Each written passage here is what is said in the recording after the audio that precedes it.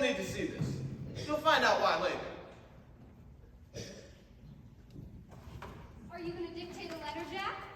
Brilliant deduction, Sherlock. Flatterer.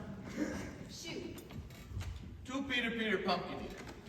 As per our agreement, I followed your wife, and on 3 separate occasions, caught her sneaking into the abode of Simple Simon. I feel certain they weren't having a pie eating contest, if you catch my drift.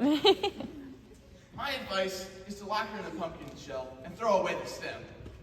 The statement covering my expenses is enclosed. Respectfully yours, Jack B. Nimble. Mrs. Pumpkin Eater is fooling around with Simple Simon?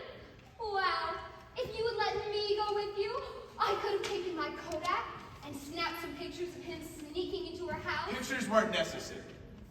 Missy, we've talked about this, and really, I just don't think that you could do, I don't think you need to be in the detective field. I know. You always say to be a good girl and just type up the letter. Ow.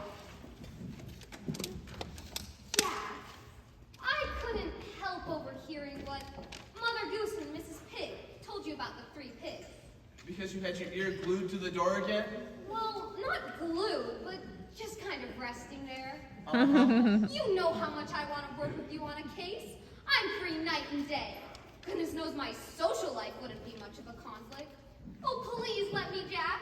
I want to question witnesses and tail suspects and carry a cute little derringer in my garter. Missy, honey, if you carried a derringer and you're a garter, the first time you sat down and crossed your legs, you'd blow your tuffet off. That's not fair.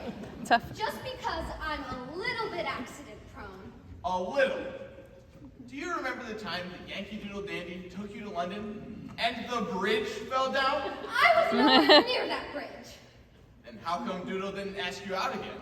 Well, Missy, detective work is dangerous, even if you're not a klutz. I don't want to see you getting hurt. Now, be a good girl and type up that letter. Ooh,